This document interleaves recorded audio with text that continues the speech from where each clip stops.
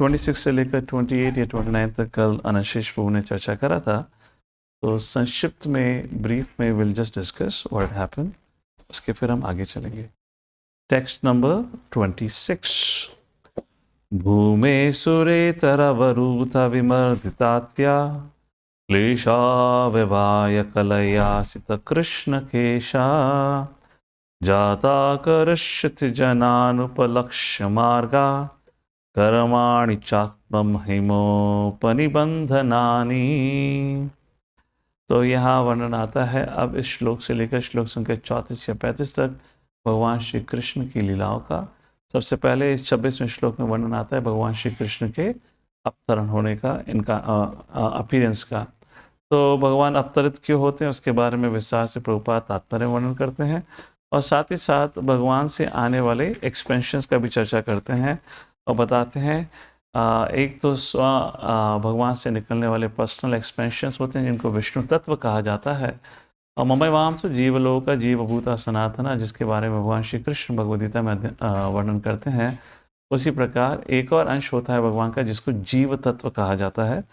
Prabhupada English में उसको differential expansion के नाम से संबोधित करते हैं।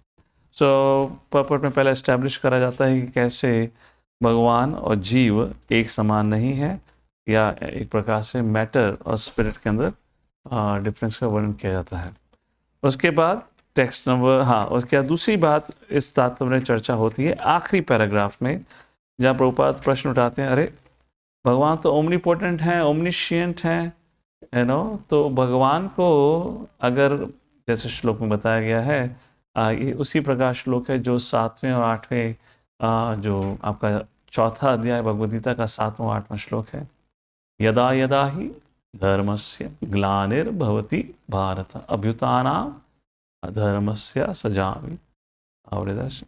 एनीवेज, तो जब भी धर्म का नाश होता है, अधर्म बढ़ता है, परित्राणाय साधुना विनाशाय च दुष्कृताम धर्म संस्थापनार्थाय संभवामि युगे युगे। तो राक्षसों का वध करने के लिए और असुर का वध और सुर का संरक्षण करने के लिए भगवान इस धरती पर अवतरित होते हैं। तो प्रभुपाद प्रश्न उठाते हैं, अरे भगवान को इसके लिए आने की क्या आवश्यकता है?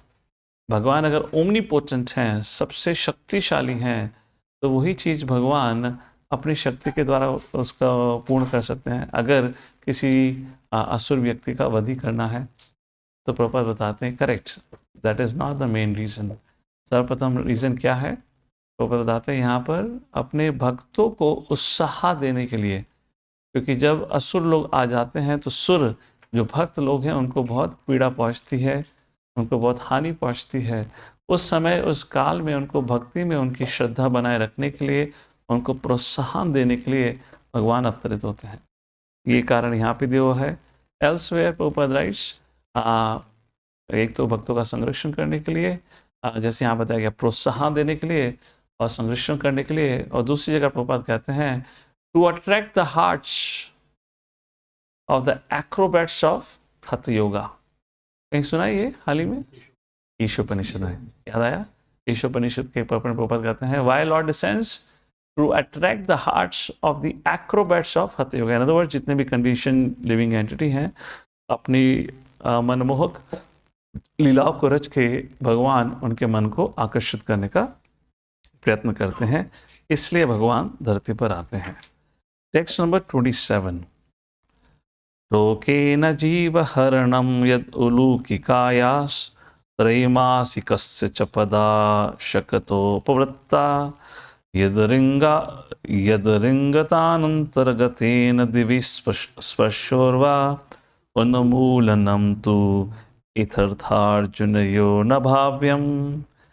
तो ये आप लोग कल पढ़ चुके, तो इसलिए मैं आपसे ये प्रश्न नहीं पूछूंगा कि इस श्लोक में किसके बारे में वर्णन हुआ है। 28वें श्लोक के बाद मैं पूछूंगा, हाँ, तो ध्यान से सुनिएगा। तो यहाँ पर पूतना माता जी, शक्तासुर प्रभु और अर्जुन तमल वृक्ष की लीला का वर्णन किया गया है। और प्रभुपाद बताते हैं, अपने इन सभी तात्पर्य में बताते हैं कि भगवान सुपर ह्यूमन प्रोग्रेस को शो करते हैं। भगवान ने अनेक अनेक राक्षसों का वध किया बिना हथियार के, कभी किसी का गला दबा दिया। किसका गला दबाया था? तृणावत्र का, यानी क्रैश्ड। किसी का इतना प्रेम से आलिंगन कर लिया, पर्टिकुलरली पूतना का, थ्रू द मिल्क। जब वो भगवान को उसने अपना दूध पिलाने का प्रयत्न करा, दूध पिलाने की इच्छा नहीं थी, वो तो उसको पॉइजन भगवान को देना चाहती थी। तो भगवान ने ऐसा आलिंगन किया, उसके प्राण ही, दूध के साथ साथ प्राण भी हर लिए। इत्यादि इत्यादि पास टाइम्स का यहाँ वर्णन आता है, तो संक्षिप्त में बताया गया है। तो प्रभुपाद यहाँ पे तात्पर्य में उसी चीज़ का वर्णन करते हैं कि कैसे भगवान ये अद्भुत मनमोहक लीला रचते थे। और इन समस्त लीलाओं से पता चलता है कि भगवान कोई साधारण व्यक्ति नहीं हो सकते। जैसे कुछ लोग कहते हैं, अरे वो भी तो साधारण मनुष्य था, हम भी तो हैं, अगर आप उसको भगवान कहते हो तो हम भी भगवान हैं, क्योंकि हम भी योग के मार्ग से भगवान बन सकते हैं। प्रभुपाद अपने इसी श्लोक के तात्पर्य में आखिरी पैराग्राफ में कहते हैं, जैसे शक्तासुर का, पूतना का, प्रमुखता ये अर्जुन तमल, मतलब नलकुबेरा मणिग्रीवा का जो द डिलीवरेंस वाला जो पास टाइम था, प्रभुपाद तात्पर्य लिखते हैं कि भगवान अपनी लीलाओं के द्वारा समस्त जीवों की, समस्त लोगों की इच्छा पूर्ण कर देते हैं। यहाँ पर ये जो, of course I am not going to details of it, but अगर आप इन लीलाओं को देखेंगे, कुछ ना कुछ एक बहुत महत्वपूर्ण लेसन होता है। जैसे कि दामोदर लीला में कई लेसन्स हैं, but one lesson that I want to just reflect shortly is कि कैसे भगवान ने, दामोदर लीला तो एक तरफ चल रही थी, ये वृक्ष को उखाड़ने का कोई संबंध नहीं था, फिर भी भगवान ने, अब देखो, अगर भगवान उक्खल से ना बंधे होते तो वृक्ष को कैसे उखाड़ते? हाथ से उखाड़ना पड़ता। हाथ से उखाड़ते तो और भी अद्भुत हो जाता। तुम पेड़ को हाथ से निकाल सकते हो? ऑफकोर्स ऐसे तो उक्खल से भी नहीं उखाड़ सकते, बट एटलीस्ट पॉइंट इज, एक ही उक्खल से दोनों पेड़ उतर हट गए ना, वरना भगवान को एक एक करके दोनों हाथ लगा के निकालने पड़ते। ये नहीं पॉइंट ना, एक ही शॉट से दोनों का काम हो गया। तो कहने का तात्पर्य ये है, वो क्यों किया भगवान ने, उस लीला को क्यों रचा? क्योंकि नारद मुनि के वचनों को सत्य करना था। तो लॉर्ड ऑलवेज फुलफिल्स, जब भगवान, वही भगवान परमात्मा के रूप में हमारी इच्छाओं की पूर्ति कर रहे हैं। हम तो भक्त भी नहीं है, मतलब भक्त बनने का प्रयत्न कर रहे हैं, मैं बाहर के लोगों की बात कर रहा हूँ। जो भक्त नहीं है उनकी भी तो इच्छा पूरी हो रही है, हाँ या ना? अब जब एक क्रिकेटर क्रिकेट फील्ड पे जाता है, आप में से कितने लोगों ने क्रिकेट खेला है? कोई बता सकता है मैच में उतरने से पहले आज 100 रन मारूंगा? बोलने को तो कितना ही बोल लो। तो वहाँ क्रिकेट फील्ड में क्या होता है, किसी को पता है? हर बैट्समैन सोचता है बॉलर की पहली बॉल पे छक्का मारूंगा, लोग तालियां बजाएंगे, हाँ। और होता है ऐसा? अब उसके कर्म के अनुसार हो सकता है परमात्मा उसकी एक आध इच्छा पूरी कर दे, तो हो सकता है पूरी इनिंग में एक छक्का लग जाए, सारे छक्के नहीं लगते। माई पॉइंट इज, साधारण व्यक्ति की भी तो इच्छा की पूर्ति कौन कर रहा है? भगवान। तो भक्तों की इच्छा की पूर्ति क्यों नहीं करेंगे? तो उस प्रकार प्रभुपाद यहाँ पे उस चीज पे जोड़ देते हैं। उसके बाद 28वां पास टाइम, यद वै व्रजे व्रज पशु विशुत्तो यपीतान पालांस्तु अजीवयद अनुग्रह दृष्टिवृष्ट्या तशुद्धयति विषवीर विलोह जिह्वम उच्छातियस्यदृगम वेरन हृदयन्याम। तो यहाँ पे कालिया पास टाइम का वर्णन आता है। आप लोगों ने कल यहीं तक पढ़ा था, 28वें श्लोक तक। ऑल राइट, कालिया पास टाइम के बारे में वर्णन आता है। अब 29 से हम पढ़ेंगे, तो कृपा करके ध्यान दीजिएगा। मैं आपको वर्ड बाय वर्ड मीनिंग भी समझाऊंगा, पर देखते हैं आप में से कौन सबसे पहले बताएगा किस लीला का वर्णन हो रहा है। ऑलराइट, कृपा करके ट्रांसलेशन बजाइएगा, केवल संस्कृत पे ध्यान दे रहे हैं, not even word to word meaning. Text number 29, तत्कर्म दिव्यमिव यन्निशिनिश्यानम द्वाग्नीन शुचिवने परित्यमाने उन्निश्यति व्रजमतो वशितान्तकालं नेत्रे पिधाप्य शबलो अनधिकमया वीर्या। तत्कर्म मतलब कालिया पास टाइम खत्म होने के बाद, दिव्यम एक बहुत ही जो अद्भुत लीला थी उसको समाप्त करने के बाद, ये निशी निश्यानम, रात का समय था, अंधेरा हो चुका था, तो सबने निर्णय लिया कि क्यों ना आज वन में ही रुक जाते हैं। क्या हुआ वन में रुकने के बाद, किसी को याद है? आग लग गई थी। दावाग्नि न शुचि बने परिध्यमाने, और एकदम से अचानक से जंगल में आग फैल जाती है। पूरा जंगल, सब ब्रजवासी जंगल में है और चारों तरफ आग लग गई है। और जब सब आग खोलते हैं, देखते हैं अरे ये तो आग लगी हुई है, कहीं भागने का मौका नहीं है। सब कृष्ण बलराम के पास जाते हैं और कृष्ण, जैसे आप अपनी फेवरेट आइसक्रीम खाते हो ना, ऐसे करके पूरा पूरा Lord Shri Krishna inhale the whole forest fire, उसी का वर्णन यहाँ पर आता है। ऑलराइट, तो यहाँ पे संस्कृत में भगवान की कुछ लीलाओं का वर्णन किया गया। इन सब का विस्तार से वर्णन आता है 10वें स्कंद में। अब 30th श्लोक, तो ये तो मैंने आपको बताया क्या था। 30th में आपको गेस करना है। ओके, गृहणीत यद यद उपबंधम अमुष्य माता, शुल्भम सुतस्य न तु तत् अमुष्यमाति, यज्ञमतोस्य वदने भुवनानि गोपी संविक्ष्य शंकितमना प्रतिबोधितासेत। किस लीला का वर्णन हो रहा है यहाँ पे? गृहणीत यद यद उपबंधम अमुष्य माता, माता ने बांध दिया। कलबंधन लीला, दामोदर लीला का वर्णन हो रहा है। सुलभम सुतस्य न तु तद अमुष्य माति, इतनी रोप इकट्ठा कर ली, फिर भी माति मतलब सफिशिएंट, अमुष्य मतलब सफिशिएंट, अमुष्य माति मतलब सफिशिएंट नहीं थी। उसके बाद दूसरा लीला का भी वर्णन हो रहा है। यज्रंभतोस्य वदने भुवनानि गोपी, भुवनानि मतलब ये पूरी भौतिक दुनिया, जन्मबतों का मतलब एक यौन भी होता है। तो कृष्ण ने कब यौन करा था, मतलब कृष्ण ने कब मुंह खोला था? जब मुंह खोला था तो पूरा ब्रह्मांड अपने मुंह में दिखाया था। वो दूसरी लीला का वर्णन हो रहा है यहाँ पे इस प्रकार से। तो दो अलग अलग लीलाओं का यहाँ वर्णन हो रहा है।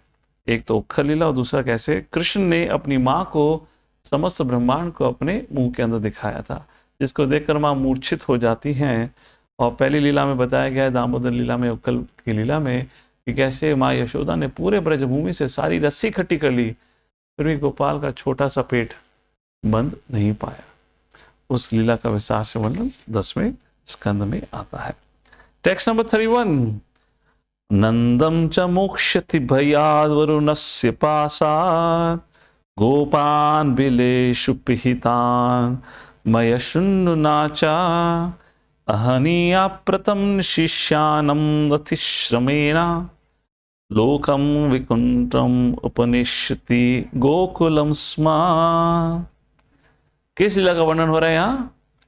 नंदम च मोक्ष्यति भयाद् वरुणस्य पाशा, जब वरुण देवता के पार्षदों ने नंद महाराज को का अपहरण कर लिया था। अपहरण नहीं, उनको कैदी बनाया था। क्यों कैदी बनाया था? नंद महाराज उस समय के देश काल पात्र के अनुसार विधि विधान ऐसा था कि आप स्नान भी अगर गलत समय पे करते थे तो दंड मिलता था। तो यहाँ स्नान नंद महाराज ने ये सोच के कि सुबह हो चुके, ब्रह्म मुहूर्त का समय है। कई बार हम भी उठ जाते हैं ना, रात को 12 बजे उठ जाते हैं, सोच के 4 बजे हो गया है, फटाफट नहा धोकर आते हैं तो पता चलता है अरे 12 बजे हैं। अगले दिन का मॉर्निंग प्रोग्राम में भी नहीं उठते, फिर इतनी फ्रस्ट्रेशन होती है, right? Sometime mistake happens. So Nand Maharaj got up thinking that it's a time for ब्रह्म मुहूर्त। He went and took bath, and जो वरुण के जो पार्षद थे उस समय वो वहाँ भटक रहे थे और देखा कि अरे तो गलत समय है। सो पॉइंट इज, ये हमें लीला समझ आए ना आए, जो टेक्निकलिटीज हैं, बट एक बहुत महत्वपूर्ण चीज़ है, वो है समय। हर चीज़ का समय होता है, हर चीज़ का काल होता है। अगर उस चीज़ को उसी काल समय में किया जाए तो हमें सही फल प्राप्त होता है। और इसी का ज्ञान देने के लिए ज्योतिष शास्त्र है, ज्योतिष विद्या। ज्योतिष विद्या ये बताने के लिए नहीं है कि हमें हमारे कौन से कर्मों का फल कब मिलेगा। हर कोई व्यक्ति अपने कर्मों के फल के बारे में जानने के लिए तो इच्छुक रहता है। मतलब वो ये नहीं बोलते कि मुझे अपने कर्मों का फल बताओ, मुझे बोलते हैं मेरा भविष्य बताओ कितना उज्जवल है, उस प्रकार से। तो that is not the whole jyotish science, that's a very sub part of it. पर सबसे प्रमुख क्या है, हमें अलग अलग मुहूर्त होते हैं ना, सुना हुआ शादी का मुहूर्त होता है, अलग अलग मुहूर्त, ताकि उस समय पे हम ऐसी क्रिया करें जो बताई गई है। अगर सही समय पे करते हैं तो उसका लाभ मिलता है। एनीवेज, यहाँ पे प्रभुपाद तात्पर्य में बताते हैं श्रीला विश्वनाथ चक्रवर्ती ठाकुर भी कोट करते हैं कि वरुण ने ये लीला रची ताकि नंद महाराज के माध्यम से वरुण देव का भगवान श्री कृष्ण का दर्शन ले सके। That's the reason Varun had arrested Nand Maharaj. Fine. दूसरा लीला का वर्णन आता है, अहनि आप्रतम निशिष्यानम अतिशमेना। ब्रज में रहने वाले जितने भी भक्त थे जो बड़ा ही परिश्रम किया करते थे भगवान को प्रसन्न करने के लिए इत्यादि, लोकम विकुंठ उपनिष्यति गोकुलम स्मा, उनको सबसे सर्वश्रेष्ठ वैकुंठा में, विकुंठा मतलब वैकुंठा, दुनिया में गोलोक वृंदावन में उन सबको भगवान श्री कृष्ण भेज देते हैं। That's the point we explained here. Text number 32. Let's see if we can guess what is happening in text number 32. Gope मखे प्रतिहते Vraj विप्लाव्या देवे विभर्षिति पशून् कृपया रक्षु दत्तो चिलिन्द्रम इव सप्तदिनानि सप्ता वर्षो महित्रम अनघैक करे शलीलम। गोपे मखे, मखे का मतलब होता है सैक्रिफाइस। गोपे जो जहाँ वहाँ व्रज के जो गोपी थे जो सैक्रिफाइस किया करते थे। गोपे मखे प्रतिहते व्रज विप्लवाया, विप्लवाया मीन्स बर्बाद कर देना। व्रज को बर्बाद करने के लिए देव ने अभिवर्षति, वर्षा, अभी मतलब बहुत अधिक वर्षा, पशुन कृपया रक्षु, जिसके कारण पशु सब व्यक्ति विचलित हो गए, कृपया उन पे कृपा दिखाते हुए, धृत उच्च लिंद्रम, संस्कृत में छाते को उच्च लिंद्रम कहते हैं, उच्च लिंद्रम छाते को कहते हैं। ईव सप्त दिनानी, 7 दिनों के लिए, 7 वर्ष, सप्तो वर्ष में 7 वर्ष का बालक, किसको उठाया? महिद्रम, गोवर्धन का एक और नाम क्या है? महिद्रम। घई करे शलीलम, कैसे? शलीलम मतलब खेलते हुए, जैसे एक छोटा सा बालक कागज के टुकड़े को उठाता है, उसी प्रकार भगवान श्री कृष्ण केवल 7 साल के 7 महीने के थे, उन्होंने छोटी सी उंगली पे पूरा विशाल गोवर्धन पर्वत उठाया। क्यों उठाया?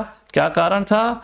इंद्रदेव बहुत क्रोधित हो जाते हैं। क्यों क्रोधित हो जाते हैं? क्योंकि कृष्ण ने जितने भी गोपा गोपी थे उनको इंद्र के प्रति जो यज्ञ था, जो सैक्रिफाइस था, उसको करने के लिए मना कर दिया था, जिसके कारण इंद्र अपने घमंड के मारे इतने क्रोधित हो जाते कि सोचते हैं कि गांव के वरिष्ठ लोगों ने छोटे से बालक के कहने पर मेरी पूजा आराधना रोक दी तो सबको सजा मिलनी चाहिए। क्या सजा? मृत्युदंड।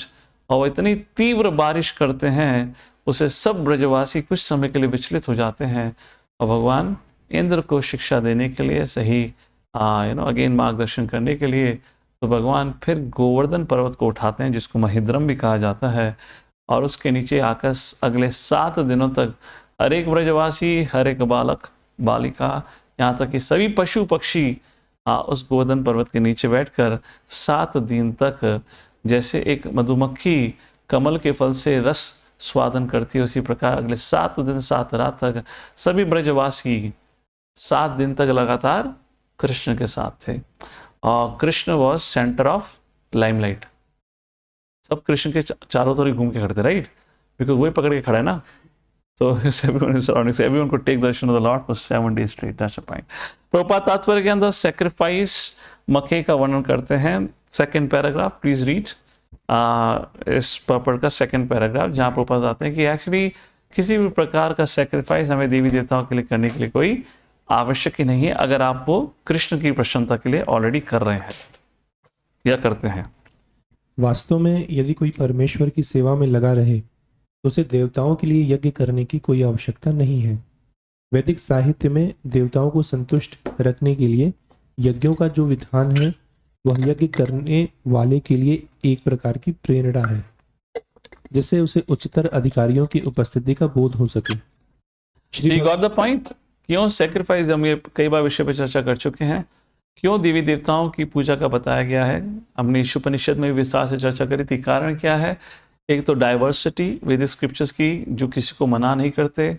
दूसरा कुछ लोग विष्णु की भक्ति कर ही नहीं सकते, अपने द्वेष के कारण। तो उनको कैसे आध्यात्मिक जीवन में उनको कैसे प्रगति कराया जा सके, या उनको अपने के गलत स्वभाव से कैसे ठीक करा जा सके, उसके लिए भगवान ने एक ऐसा रिलेशनशिप बनाया है म्यूचुअल डिपेंडेंसी का between देवताज and the living entities.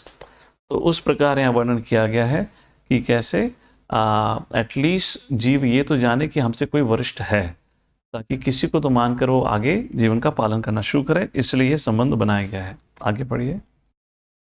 Shri भगवान द्वारा भौतिक कार्यों के नियंत्रण हेतु देवताओं की नियुक्ति की जाती है, और श्रीमद् भगवद गीता के अनुसार यदि कोई देवता की पूजा करता है तो इसे परमेश्वर पूजन की अप्रत्यक्ष विधि मानी जाती है, किंतु जब कोई परमेश्वर की प्रत्यक्ष पूजा करता है तो उसके लिए देवताओं के पूजने या विशेष अवस्था में उन्हें यज्ञ अर्पण करने की आवश्यकता नहीं रह जाती।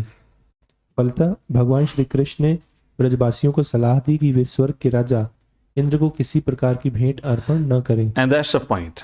भगवान श्री कृष्ण इसी चीज को स्थापित करना चाहते थे। साथ ही साथ इंद्र जो किसी कारणवश घमंड उनके अंदर आ चुका था, उस घमंड को वो भगवान उसको नाश करना चाहते थे, ताकि वो अपनी सेवा ढंग रूप से कर सकें, like that.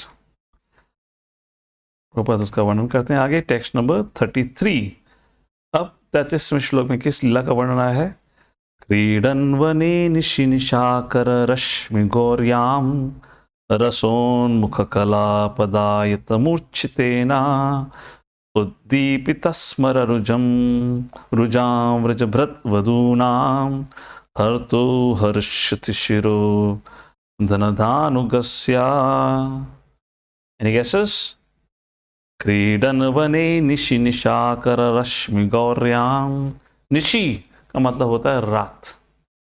Nishi Nishakar Rashmi गौर्याम, moonlit night में भगवान श्री कृष्ण के द्वारा परफॉर्म किया गया रात्रि के समय कौन सी लीला है? रसोन्मुखा रास लीला। रासोन्मुखी कला पदायत मूर्छितेना, तो उस लीला का वर्णन किया गया है। और दूसरी लीला का वर्णन आता है उद्दीपित स्मर रुजाम व्रजभृत वधूनाम। व्रजभृत वधूनाम जो गोपियां थी, उनका क्या होता है? हर्तुर हरिष्यति। हर्तुर हरिष्य में उनका अपहरण हो जाता है। शीरो धन दानुगस्या। और किसने इस प्रकार ब्रज गोपियों का अपहरण करने की चेष्टा करी थी? उसका नाम है शंखचूड़ा। और भगवान उस शंखचूड़ा के पीछे दौड़कर उस शंखचूड़ा की मृत्यु करके उस प्रकार इस लीला को समाप्त करते। तो यहाँ पे दो लीलाओं का वर्णन कहा गया है, रास लीला का और शंखचूड़ा की लीला का। तो प्रभुपाद तात्पर्य समझाते हैं कि ये एक साथ नहीं हुई है लीला। ऐसे नहीं कि रासलीला चल रही थी तो उसमें किसी की क्षमता हो गई, यहाँ तक कि लक्ष्मी रासलीला में भाग नहीं ले सकती, तो शंखचूड़ा कैसे भाग ले लेगा? गेटिंग अ पॉइंट ना? So it's not that Shankhachuda entered the Raslila. यहाँ पर पास टाइम बताया गया है, ऐसा लगता है साथ में, but it happens on a different occasion. तो अभी क्या चल रहा है सब कुछ? ये कॉन्वर्जेशन अभी चल रही है नारद मुनि और ब्रह्मा के बीच में, जहाँ ब्रह्मा नारद मुनि को अलग अलग भगवान के अवतारों का वर्णन कर रहे हैं, और यहाँ पे कृष्ण की लीलाओं का वर्णन कर रहे हैं जो अभी घटा नहीं है ब्रह्मा के इस दिन में। ब्रह्मा के दिन की तो शुरुआत हुई है अभी, जहाँ चर्चा चल रही है। ब्रह्मा के दिन में आगे जाकर भगवान श्री कृष्ण अवतरित होकर ये लीला रचने वाले हैं, पर इन लीलाओं का ज्ञान ब्रह्मा को ऑलरेडी है।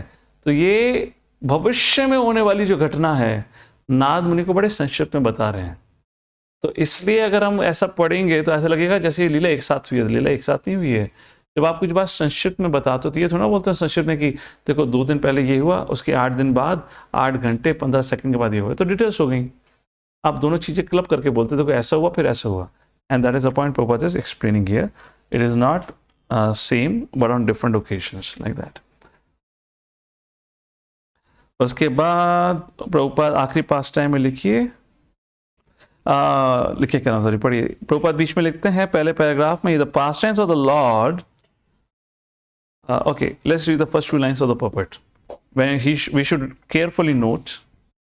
हमें इस बात पर सतर्कता पूर्वक ध्यान देना चाहिए कि यहाँ पर वर्णित कथन ब्रह्मा के श्री नारद मुनि के प्रति कहे गए कथन हैं, और वे नारद मुनि को उन घटनाओं के विषय में कह रहे हैं जो भविष्य में भगवान श्री कृष्ण के अवतरित होने के समय घटने वाली हैं।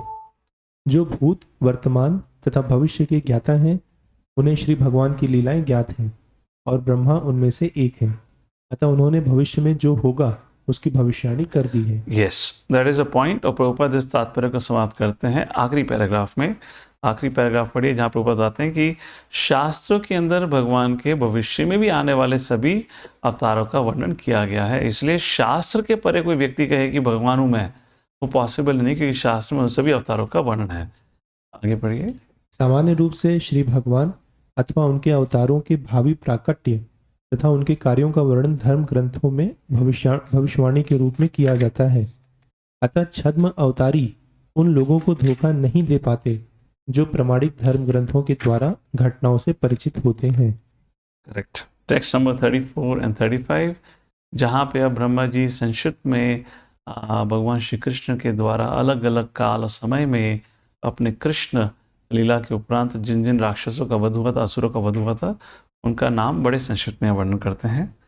ये च प्रलंब खर दरदुर केशरिस्ता मलेव कंस यवना कपि पौंडरकाद्या अन्ये च शाल्वकुज बल्वलदंत वक्रा सप्तोक्ष संबर विधूरत रुक्मि मुख्या ये वामधे समतिशालिन आतचापा काम्बोजमस्य करु संजय कैकयाद्या यास्यन्त्यदर्शनमलम्बलपार्थ भीमा व्याजावयेन हरिना निलयं तदीयम्। Translation please, and as well as we can read the purport for this. प्रलंब, धेनुक, बक, केशी, अरिष्ट, चाड़ूर, मुष्टिक, कुवलय या पीड़ हाथी, कंस, यवन, नरकासुर तथा पौंड्रुक जैसे असुर, शाल्व, द्विविध, वानर तथा बलवल, दंतवक्र, सातों साण, शंबर, विदुरथ तथा रुक्मणी जैसे सिपह सालार तथा कंबोज, मत्स्य, पुरु, सृजन्य तथा केकय जैसे वीर योद्धा साक्षात श्री हरि से अथवा बलदेव, अर्जुन, भीम आदि नामों की आड़ में स्वयं श्री भगवान के भीषण युद्ध करेंगे और इस प्रकार से मारे गए सभी असुर या तो निर्विशेष ब्रह्म ज्योति को प्राप्त होंगे या वैकुंठ ग्रहों में स्थित श्री भगवान के धाम को प्राप्त होंगे। तो यहाँ तात्पर्य के अंदर प्रभुपाद अब बताते हैं मुक्ति के बारे में कि कैसे विष्णु के द्वारा ही, भगवान के द्वारा ही किसी जीव को मुक्ति प्राप्त हो सकती है। और दो प्रकार की मुक्ति, one is sayujya, impersonal merging वाली, जो to merge in the Lord.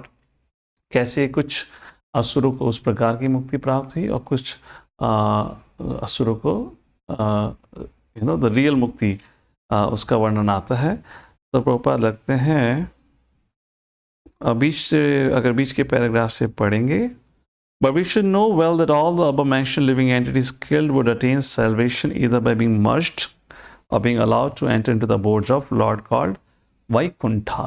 Vaikuntha शब्द लिखा है, उसके आगे से पढ़ना है। This has already been explained by Bhishma Dev in first canto. Please read. इसकी व्याख्या भीष्म देव द्वारा पहले ही प्रथम स्कंध में की जा चुकी है। जिन व्यक्तियों ने कुरुक्षेत्र की युद्ध भूमि में या अन्यत्र श्री भगवान या बलदेव इत्यादि के साथ युद्ध किया है, वे मृत्यु के समय अपनी मानसिक अवस्था के अनुसार आध्यात्मिक पद प्राप्त करेंगे। जो ईश्वर को पहचान गए थे वे वैकुंठ में प्रविष्ट होंगे और जिन्होंने ईश्वर को केवल परम शक्तिमान के रूप में अनुभव किया है वे श्री भगवान की निराकार ब्रह्म ज्योति के आध्यात्मिक अस्तित्व में विलीन होकर मोक्ष प्राप्त करेंगे।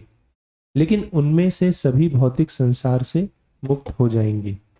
जब श्री भगवान के साथ शत्रुता रखने का ऐसा लाभ मिलता है तो यह अनुमान लगाया जा सकता है कि जिन्होंने भक्ति पूर्वक श्री भगवान की सेवा की है उनकी स्थिति क्या होगी। हरे कृष्णा। तो प्रेरणादायक तात्पर्य है। अगर जो असुर लोग हैं भगवान से युद्ध करने के बाद, द्वेष करने के बाद, भगवान से युद्ध करने के बाद उनको मुक्ति प्राप्त हो जाती है, तो प्रभुपाद बताने का प्रयत्न कर रहे हैं। तो सोचिए भक्तों के प्रति भगवान कितना आभार या एक प्रकार से how much grateful Lord would be towards the devotees. That's a point. यहाँ पर भगवान श्री कृष्ण का संक्षिप्त में जो वर्णन था वो समाप्त होता है और अब 36वें श्लोक से आगे फिर अलग अलग इनकारनेशंस का वर्णन जारी रहता है।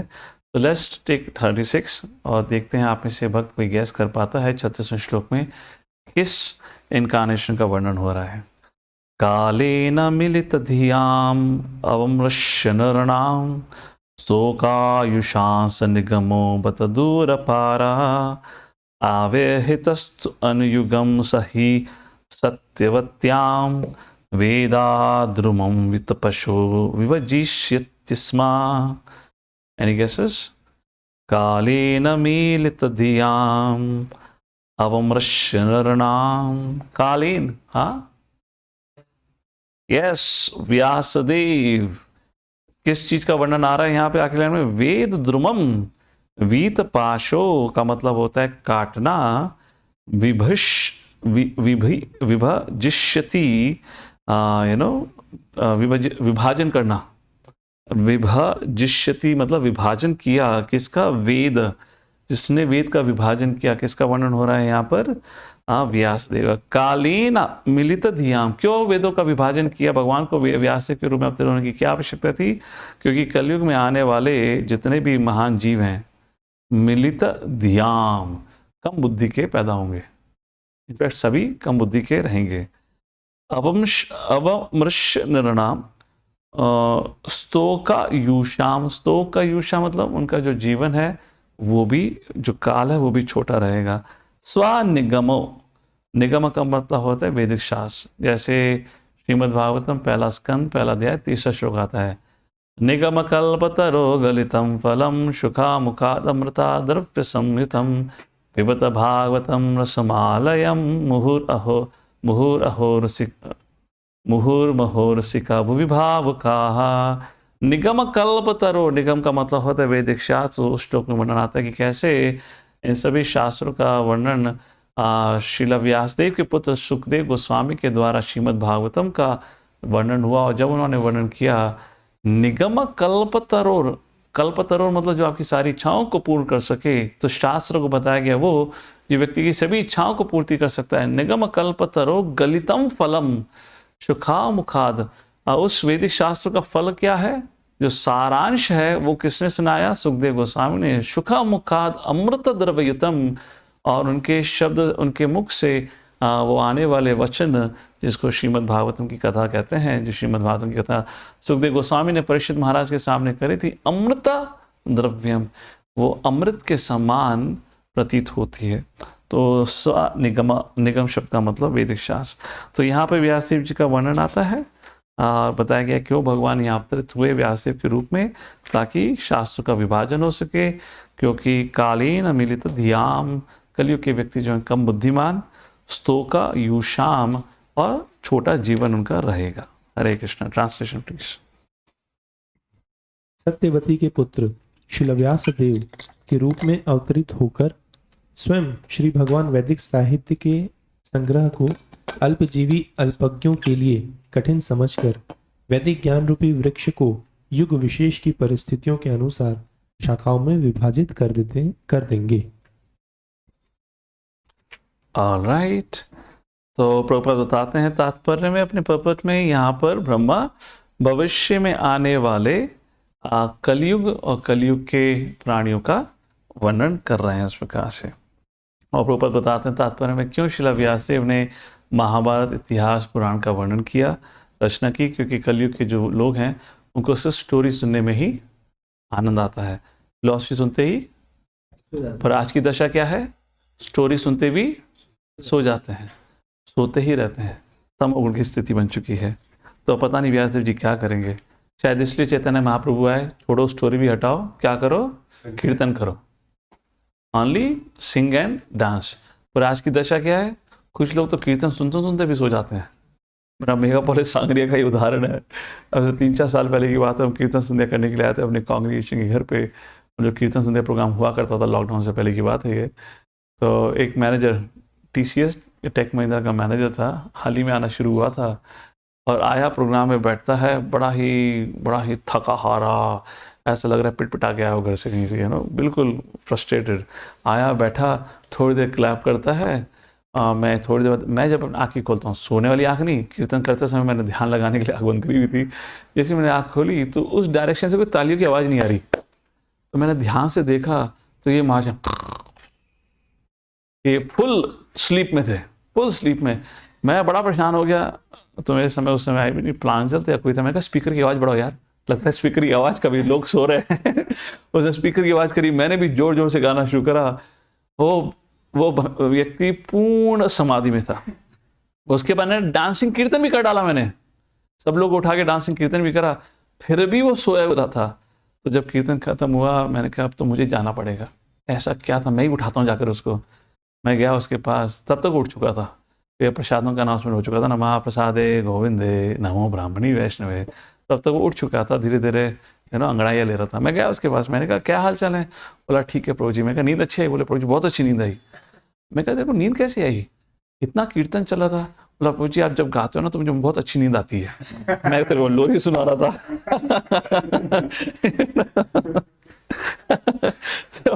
आई मीन चैतन्य महाप्रभु भी बेचारे परेशान होंगे, क्या करें कलयुग प्राणी को, इनको फिलॉसफी समझ नहीं आती, तो मैंने व्यासदेव जी का रूप धारण करके महाभारत रामायण इतिहास की रचना कर दी कि कम से कम स्टोरी तो पढ़ेंगे। अब स्टोरी पढ़ने की भी क्षमता नहीं रही, तो मैं 500 साल पहले चैतन्य महाप्रभु के रूप में अवतरित हो गया, चलो संकीर्तन करो, नाचो गाओ। नाचो गाओ में भी नींद आ जाती है, अभी तो बहुत ही बुरी हालत है, तो क्या किया जाए। तो anyways that's the point here, future अवतारों का वर्णन हो रहा है। Text number 37, make a guess who is being described here. देवादुषा निगम वर्तमनि निष्ठिनानां परुभिमयेन विहिताभिरदश्चतुर्भि लोकांगृतामति विमोहन्नति प्रलोभम वेशं विधाय भूभासित औपधर्म्यम अपधर्म अपधर्म की स्थापना किसने करी? देवादुषां, द्विषां का मतलब होता है द्वेष। देवादुषां निगम वर्तमनि, निगम का मतलब शास्त्र, वर्तमनी का मतलब क्या है? ऑन द पाथ ऑफ निष्ठितानाम ऑफ द वेल सिचुएटेड। तो क्या वर्णन है यहाँ पर? यहाँ बुद्धा इनकारनेशन का वर्णन है। जो व्यक्ति द्वेष, भगवान से द्वेष करते थे, पर निगमा वर्तमनी, बस शास्त्रों का अध्ययन पूर्ण रूप से करा हुआ था, पर क्योंकि भगवान से द्वेष था तो भगवान के बारे में गुणगान नहीं कर सकते थे, तो शास्त्र का सिर्फ दुरुपयोग कर रहे थे। ऐसे लोगों से समाज की रक्षा करने के लिए कौन सा अवतार अवतरित हुए? बुद्धा अवतार। उस प्रकार से यहाँ वर्णन आता है। तो कुछ लोग बोलते हैं, particularly Arya Samaj ji, not Arya Samaj जी, कौन है, अम्बेडकरवादीज एक्सेट्रा एंड ऑल दैट, और even know atheist in general, कि अरे नहीं नहीं, ये जो वैष्णव लोग हैं वो बोलते हैं बुद्धा विष्णु इनकारनेशन है, ये कहीं पे भी विष्णु को घुसा देते हैं। ठीक है, 10 अवतार स्तोत्र जयदेव गोस्वामी जी ने लिखा था। Jayadev Goswami came very late after Buddha, ठीक है, उन्होंने वो भजन में बुद्धा अवतार के बारे में वर्णन किया, बट ये तो श्रीमद् भागवतम में भी वर्णन है, ऐसा नो। अभी श्रीमद् भागवतम थोड़ा जयदेव गोस्वामी लिखा है, तो व्यासदेव की कंपाइलेशन है, और ये तो 5000 साल पुराना है। तो this not, it's not fact, it's a fact, is given here. Please read the translation now, translation as well as purport. जब नास्तिक लोग वैदिक विज्ञान में अत्यंत दक्ष बनकर महान विज्ञानी मय द्वारा निर्मित श्रेष्ठ प्रक्षेपास्त्रों में चढ़कर आकाश में अदृश्य उड़ते हुए विभिन्न ग्रहों के निवासियों का संहार करेंगे, तब श्री भगवान बुद्ध रूप में अत्यंत आकर्षक वेश धारण करके उनके मस्तिष्कों को मोह लेंगे और उन्हें उपधर्मों का उपदेश देंगे। तात्पर्य, भगवान बुद्ध का यह अवतार और आधुनिक मानव इतिहास के अवतारी बुद्ध एक ही है, एक नहीं है। श्रील गोस्वामी के अनुसार इस श्लोक में वर्णित बुद्ध अवतार एक अन्य कलयुग में हुआ था। तो यहाँ पर जो बुद्ध अवतार का वर्णन आ रहा है, तो यहाँ उस संस्कृति का वर्णन आ रहा है जहाँ पर ऑलरेडी हेलीकॉप्टर प्लेन्स उड़ते थे। तो हमारे इस बुद्ध इनकारनेशन का वर्णन नहीं है। ये जो बुद्ध इनकारनेशन है ये हर युग साइकिल में होता है, you know, this incarnation repeats. Krishna only who comes once in a day. तो ये अब ब्रह्मा अपने पूरे दिन की चर्चा में से किसी भी दिन की चर्चा कर रहे होंगे। एक दिन में कितने महायुग होते हैं या दिव्य युग होते हैं? 1000 दिव्य युग होते हैं। 1000 दिव्य का मतलब आपका 1000 बार सत्ययुग, त्रेतायुग, द्वापर, कलयुग आएगा, राइट। तो 1000 साइकिल में से 1000 बार बुद्ध रिपीट हुए हैं, तो उस 1000 में से एक बुद्ध का वर्णन आ रहा है, समझ आ रहा है ना, लाइक दिस। तो ये नहीं कह सकते हमारे बुद्ध के समय तो नहीं था, अभी तो हेलीकॉप्टर और प्लेन तो अभी 150 साल पहले आए, तो ये किसी और युग जो वो है, जो कहते हैं महायुग का, ये जो भी कहते हैं 4 युग की जो साइकिल होती है, सत्य, त्रेता, द्वापर, कलयुग, उसमें से किसी दूसरे युग में अवतरित हुए, नॉट पैदा हुए, अवतरित हुए बुद्धा का वर्णन आ रहा है यहाँ पे। Alright, please continue reading now. एक मनु के जीवन काल में 72 से अधिक कलयुग होते हैं और इनमें से एक में यहाँ पर वर्णित बुद्ध अवतरित होंगे। भगवान बुद्ध का अवतार तब होता है जब लोग अत्यधिक भौतिकवादी हो जाते हैं और तब वे सामान्य बुद्धि से समझ में आने वाले धर्म का उपदेश देते हैं। ऐसी अहिंसा स्वयं में धर्म न होकर धार्मिक लोगों का महत्वपूर्ण गुण होती है। यह एक सामान्य बुद्धि का धर्म है क्योंकि इसमें मनुष्य को उपदेश दिया जाता है कि वह किसी पशु या जीवित प्राणी को हानि न पहुंचाए, क्योंकि उसके हानिकारक कार्यकर्ता को भी हानि पहुंचाने वाले होते हैं। किंतु अहिंसा के इन सिद्धांतों को सीखने के पूर्व उसे 2 अन्य नियम भी सीखने पड़ते हैं, और ये नियम है विनम्र बनना तथा निराभिमानी होना। विनम्र तथा निराभिमानी बने बिना मनुष्य निरापद तथा अहिंसक नहीं बन सकता। अहिंसक बनने के पश्चात मनुष्य को सहिष्णुता तथा सादगी सीखनी पड़ती है। मनुष्य को महान धर्मोपदेशकों तथा आध्यात्मिक शासकों का सम्मान करना चाहिए और इंद्रियों पर संयम रखने, घर तथा परिवार के प्रति विरक्त रहने और श्री भगवान की सेवा करने का अभ्यास करना चाहिए। अंततः उसे श्री भगवान को स्वीकार करके उनका भक्त बनना होता है, अन्यथा यह धर्म नहीं कहलाता। धार्मिक सिद्धांतों के केंद्र में श्री भगवान का होना अनिवार्य है, अन्यथा सामान्य नैतिक उपदेश मात्र उपधर्म होते हैं जो धर्म के ही निकट होते हैं। हरे कृष्णा। तो इस प्रकार यहाँ पर वेट अ सेकेंड, हाँ okay, I was looking at the wrong words, page बदल गया था। तो हमने 37 श्लोक पढ़ा भी, right? Yes yes. Now 38 last श्लोक for the day and last अवतार of the yuga. Yarhi alayeshu api satan hare kathasyu pashandino dijjana vrashalan deva swaha swadha vasaditi samagiro nayatra शाष्टा भविष्यति कले भगवान युगांते। युग के अंत में आने वाले अवतार का वर्णन हुआ है। कौन है वो? कल के अवतार की बिहार में जन्मे नहीं है अभी। एक कल के अवतार बैठा हुआ है बिहार में, गधे पे बैठ के तलवार हिलाता रहता है, बोलता है मैं कल के अवतार हूँ। और गधे पे नहीं आएंगे बैठ के, घोड़े पे आएंगे। तो कलयुग में ना लोग कुछ भी करते हैं, और गांव के लोग उसको गधे पे बिठाकर उसको बोलते हैं कल के अवतार आ चुके हैं। पूरी पूरी एक स्पिरिचुअल ऑर्गेनाइजेशन शुरू हो गई है उसके नाम पे। बेचारा गधा भी सोचता होगा मेरा मालिक कैसा है।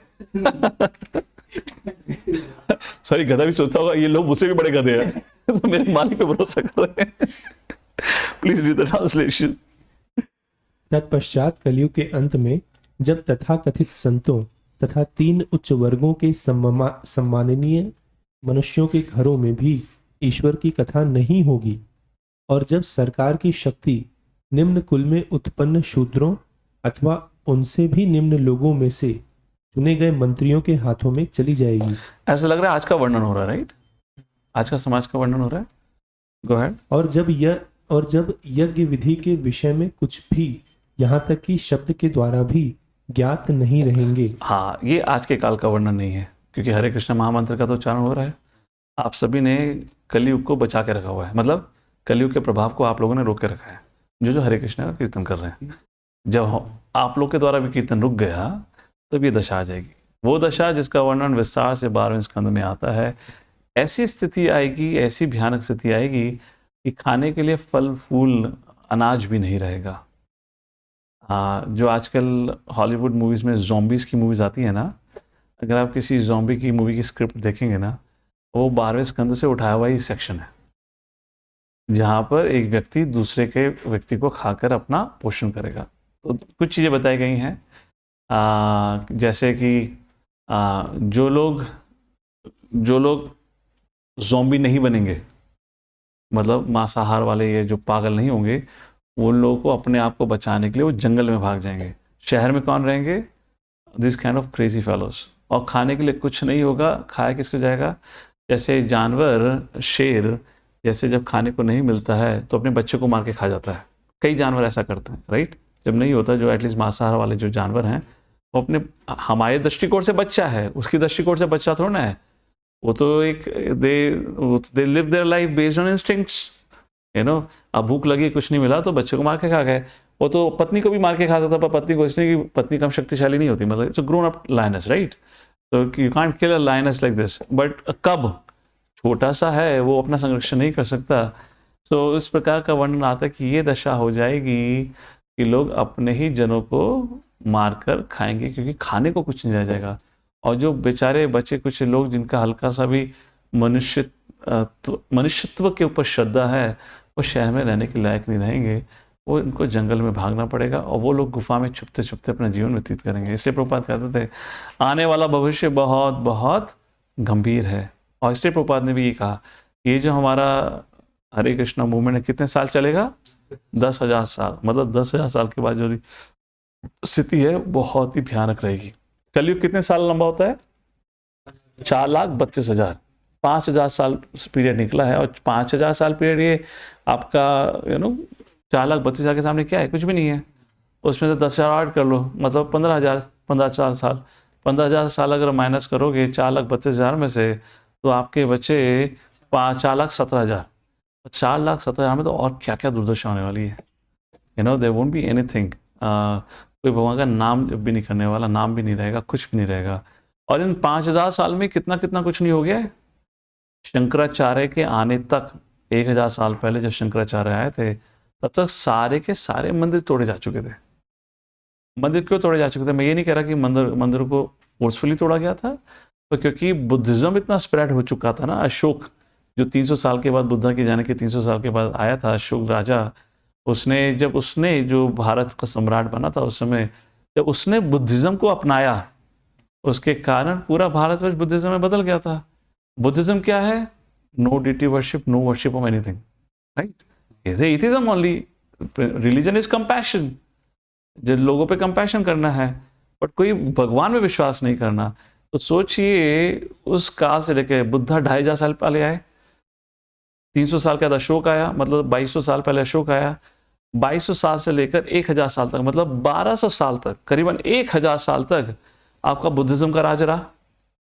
1,000 साल तक बुद्धिज्म। अब 1,000 साल में क्या हुआ? जब कोई देवी देवता का पूजा ही नहीं करता, तो मंदिर तो खंडर हो जाएगा, नहीं हो जाएगा? और अपनी अपनी क्षमता अब राजा तो देवी देवता किसी मंदिर की संरक्षण करेगा नहीं। छोटे कहते तो होते हैं, कई बार विग्रह चोरी हो जाते हैं, कई बार विग्रह को फेंका जाता है। तो इसलिए जब शंकराचार्य आए थे, पूरे भारतवर्ष में भ्रमण कर करके, जब हम बद्रीनाथ यात्रा में गए थे, हमारा जोशीमठ में नरसिम्हा देव का जो मंदिर है, वहाँ पे उस लाइन में जितने भी मंदिर हैं, सब मंदिरों की स्थापना दोबारा किसने करी है? शंकराचार्य। तभी तो जोशीमठ में शंकराचार्य का एक स्थान माना जाता है। नरसिम्हा देव को कौन खोज के लाए थे? शंकराचार्य। जहाँ गंगा का पानी आता है, वहाँ पर जाकर जब शंकराचार्य स्नान करने के लिए उन्होंने पूछा कि हमें बताया गया कि यहाँ नरसिम्हा देव का विग्रह होता था, कहाँ है?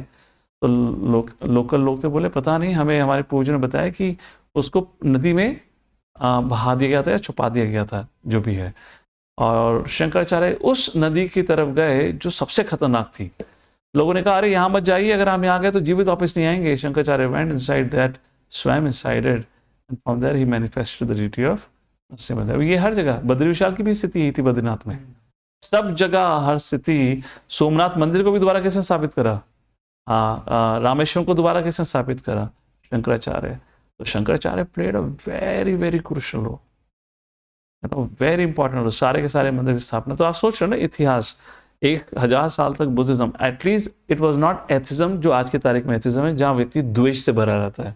उसमें प्रिंसिपल कंपैशन का था, तो फिर भी तोड़फोड़ कम हुई होगी। But because of nobody worshipping, और लिटरली वर्शिप रुक जाने से आई मीन 1000 साल भी ना कहो, अगर 100 साल भी अगर कहीं पूजा ना हो, मंदिर बचेगा? कोई मेंटेनेंस नहीं है, आपका पेड़ पौधे उग कर बड़े बड़े ये होकर सब कुछ बर्बाद हो जाएगा। यार सुनो, और क्या, जब कोई खाली जगह पड़ी है, खंडर पड़ा है, कोई ना कोई कुछ ना कुछ तो चुराएगा ही ना वहाँ से, कुछ भी नहीं बचने वाला। इसलिए जब शंकराचार्य आए थे, आप इतिहास में जब पढ़ते हो तो सोचने वाली बात है कि आप कहीं पे भी जाओ, किसी भी प्राचीन जगह पे शंकराचार्य के द्वारा स्थापित करी हुई है। और क्यों शंकराचार्य को हमारे भारत में आज इतना मानते हैं? क्योंकि स्थापना किसने करी सारी? हमारा जो रिसेंट पास्ट है, मतलब 1000 साल पहले, ये सब मंदिर की स्थापना किसने करी है? तो स्थापना शंकराचार्य ने करी। स्थापना का मतलब ये नहीं वो थे नहीं, पहले मंदिर भी बने हुए थे पर विग्रह नहीं थे, मैक्सिमम मंदिर में विग्रह नहीं थे। तो सबको दोबारा शंकराचार्य ने इस प्रकार से स्थापित किया। So I was making a point, कल की अवतार के बारे में वर्णन कर रहे थे कि आगे क्या दुर्दशा होगी। तो और हमारे पिछला 5000 साल भी बहुत अच्छा नहीं बीता है, अगर आप इतिहास को देखेंगे तो हर कुछ सालों के अंदर युद्ध रहा है। समाओ फ्रॉम सेकेंड वर्ल्ड वॉर स्थिति थोड़ी फिर भी नियंत्रण में है। क्यों? क्योंकि सब घबरा के बैठे हैं, क्योंकि अगला युद्ध हुआ ना तो पूरा विश्व साफ हो जाएगा। If there is another war, nobody would survive because everyone literally have a nuclear weapon. अगर सोचो किसी दो छोटे कंट्री के अंदर भी युद्ध हो गया, वो दोनों कंट्री रुकने को तैयार नहीं है और वो मतभेद बढ़ता ही जा रहा है, तो the world will get divided into part A and part B. अब वो छोटों का सपोर्ट करने के लिए जब बड़े आएंगे, जब बड़ों के बीच में युद्ध अगर छिड़ गया, किसी ने गलती से कोई न्यूक्लियर बम इधर उधर फेंक दिया, सो पॉइंट इज उस भय के कारण फिर भी टिका हुआ है, but don't count it for ever. Back in 1972-73, there was a nuclear war which was about to start. It was just a movement away. तो जो USSR, then USSR ना, लेनिन के आने के बाद तो USSR हो गया था रशिया। तो USSR का जो एंटी मिसाइल सिस्टम था, जो रेडार था, उसने एक फॉल्स इंडिकेशन दिया कि अनेक मिसाइल अमेरिका की डायरेक्शन से रशिया की तरफ आ रही है। Now you are the incharge, ये 1972-73 की बात है, यू आर द इंचार्ज। उस समय की बात है जब से रशिया और यूएसएस और अमेरिका के बीच में कंपटीशन बहुत ही फियर्स था। और उस समय अमेरिका ने, कि Russia was far behind in space, far ahead in space technology, और उनको पीछे दिखाने के लिए उन्होंने वो नेवाडा के जंगल में जाके, रेगिस्तान में जाके वो मून लैंडिंग की वीडियो बना दी थी और उसको पब्लिश कर दिया क्या कि हम चंद्रमा होकर आए हैं, वो सब जो झूठ बोला था। तो उस समय जब ऑलरेडी इन दो कंट्री में इतना वो चल रहा है, और this was a communist regime, had no care for anyone anyways. तो यहाँ पे उस समय तो वहाँ पे जो कंट्रोलर था उसका क्या था, अगर तुम्हें लगता है there is a case of missile attack, in that emergency had a full permission to launch counter missile, which means he would have pressed a button and nuclear launch would have happened. Now you are in that position. तुम्हें तुम्हारे system में बार बार warning आ रही है, missile attack, missile attack, missile attack, missile attack. उस समय technology ऐसी नहीं थी जो आज है ना, एंटी मिसाइल होता है कि you can shoot a missile and destroy missile in the sky. That was not there, it was only counter attack was there. अगर आपके ऊपर अटैक हो रहा है तो आप दूसरे देश के ऊपर अटैक कर सकते हो, but you can not intercept a missile in between. That was not technology in their. तो आप सोचो आप उस स्थिति में हो और आपके सिस्टम में बार बार रेड अलर्ट ब्लेयर हो रहा है, you know, warning, missile attack, and you don't see 1-2 dot, you see many dots on the radar. मतलब बचने के भी चांसेस नहीं है। What do you do? Now, you're not going to press a button after the missile have landed on the earth or on your country. तो बहुत late हो जाएगा, क्या पता तुम्हारे सिर के ऊपर आ गई तो क्या करोगे? It's a matter of seconds. Somehow this person was not convinced that it could be there. And he waited. It's a very tense moment. He waited. And he knew my fraction of second of delay would cost millions of lives here, would cost me a life. अगर वो सही में nuclear attack होता तो कोई भी नहीं बचता यहाँ पर, तो लॉन्च कौन करता? And there was not one missile, there were hundreds of missiles which were shown on the radar that time. But he waited. And just before, you can say, hardly any time was remaining before the missile would hit USSR. All the missiles disappeared from the radar. And full pin drop silence. Not even a single alarm is ringing. Everything disappeared. अब तो ये और भी परेशान हो गया यार, ये क्या हुआ? इतनी सारी मिसाइल का अटैक था कि सही में फट गया, क्या हुआ मैं बताऊं ना दबाऊं? And he waited and he realized it was a false positive. You understand false positive? Technical term? IT engineer हो तो false positive नहीं पता? False positive मतलब नकली, झूठा अलार्म था वो, टेक्निकल एरर के कारण false positive. सोचो अगर, और you know what the Russian government did? They sentenced him for lifelong punishment. बोला अगर बाई चांस असली अटैक होता तो नहीं करता तो हम सब मारे जाते. For this blunder he was sent for life imprisonment. I am not sure if still surviving और not. This 72-73 incident. Anyways the point I was trying to make it, आप लोग यहाँ बैठे हुए गुलाब जामुन खा रहे हो, पुलाव खा रहे हो, कहाँ पे कौन सा बटन दब जाए ना वो हमें से किसी को नहीं. This is Kaliyuga and the conflict is always there. आप कोई सत्य युग में नहीं रह रहे, त्रेता युग में नहीं रह रहे जहाँ इस प्रकार की परेशानियां नहीं हुआ करती थी. अभी तो बहुत परेशानी. आप हिस्ट्री देखो ना, 1913 में इतना बड़ा फर्स्ट वर्ल्ड वॉर हुआ, उसके कुछ ही 20-25 साल के, if you look at briefly this last 100 years, you know 19th century की शुरुआत में पैंडेमिक, कॉलरा इत्यादि फैला था जहाँ यूरोप आधा खाली हो चुका था. So many millions of people died because that. 1911 और 13 के बीच में आपका पहला विश्व युद्ध, कितने लोग नहीं ना जाने मारे गए. और उसके बाद 1917-18 में रशियन रेवोल्यूशन, जहाँ पे जो लोगों ने आकर रशियन गवर्नमेंट जो रूलरशिप थी उसको ओवरथ्रो कर दिया, उनको किडनैप करा. And then in 1921 they killed all the princely, the whole royal family was killed in 1921 in Siberia. तो 1918 में ना जाने हजारों लाखों की संख्या में लोग मारे गए. और तब से लेकर 1950-60 तक चलता रहा. जितने भी जो कम्युनिस्ट रिजाइम के अगेंस्ट होते थे, they will just simply shoot because law and order is in your hand. China में भी चल रहा है करके. उसके कुछ ही समय बाद 1937-38 में हिटलर ने पोलैंड पर हमला करा था. दैट वाज 38 और 39, you know. 1913, 1918, 1928 the great economic depression. America में फिर कितने लोग मारे गए थे उसके कारण. फैमिन हो चुका था, खाने को नहीं था. And that was artificially created. जो ग्रेट इकोनॉमिक डिप्रेशन था artificially created by the capitalist, because that's a capitalist society. तो उन्होंने आर्टिफिशियली वो एक फैमिन क्रिएट करा, इकोनॉमिक डिप्रेशन क्रिएट करा. Jobless people didn't have food to eat, people died because of deprivation like that. उसके 28 के बाद 10 साल के बाद जर्मनी ने पोलैंड पर हमला करा. And that's the first world war. Second world began from 38 और 39 टू 43 इफेक्टिवली. Not 43, 45 effectively. 45 में तो था न्यूक्लियर बॉम्ब छोड़ा गया था, right, on Nagasaki and Hiroshima if I am correct. And around a week later then Hitler, around that week only, Hitler shot himself. तो 1945 तक. उसके 47 में यहाँ पे इंडिया पाकिस्तान का division, lakhs and lakhs of people had been killed. Lakhs and lakhs of people were slaughtered. Then India-China war, then India-Pakistan war, then US-Vietnam war, this war, that war. You tell me when there was no war?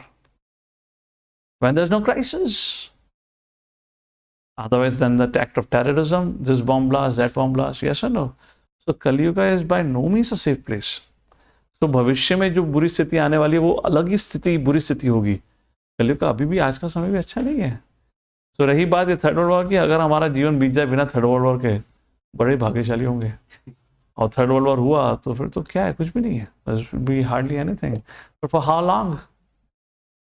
Because all the rulership, you know, they not even 1% got conscious in rulership.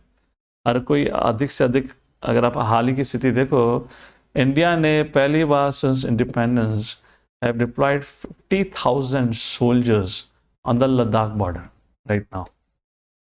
Now this much manpower was never utilized. So we don't know what's going on. There could any time a tussle that can happen there. But China has no plans to back out. It is extending her wings, or want to extend their wing. 50,000 से हम लोगों को कुछ भी idea नहीं. 50,000 अधिक troop बैठा हुआ इस समय वहाँ पर लद्दाख के उस बॉर्डर पे. And now they are withdrawing their troops from the Pakistan border and they're taking them. तो जितने भी जहाँ पे भी reserve troop था, that is already there on the China border. And almost the same size is of, or maybe more, is deployed by China. they're building runway, they're building so many things, they're bomb shelters. क्यों कर रहे हो भाई तुम्हें इतना? अगर India China और पाकिस्तान के और चाइना और इंडिया के बीच में पीसफुल है तो ये सब बनाने की क्या जरूरत है? एनीवेज इंडिया तो नेवर गोइंग देयर, इंडिया का तो कुछ नहीं है। अगर चाइना ही कर रही है और फिर वो बॉम्ब शेल्टर ये सब क्रिएट कर रही है, फॉर द फाइटर जेट्स के लिए जो एयर स्ट्रिप होती है वो बना रही है, इसका मतलब कुछ ना कुछ तो प्लान है ही ना उसका, क्यों बनाएगी वो? The point is there is no peace. Kaliuga is like this. There is a peace as long we assume there is a peace in my life because nothing is happening right now. But for how long? So chant Hare Krishna. Make your plan properly. That's the point about it. It's very important for us to know history. It's very important because history is meant to teach us lessons. If you don't know history, then living in the current environment, we'll think life is wonderful, future will be wonderful. History always repeats itself because everything in material world repeats. Janam, Mrityu, Jara, Vyadhi, they repeat. Yes or no? Cycle of evolution is also repeat. Everything repeats. So to consider there won't be any famine, there won't be any devastation, there won't be another war and all that, it's just a matter of time. We'll not even realize it. And once it happens, then probably it's too late for us to do anything.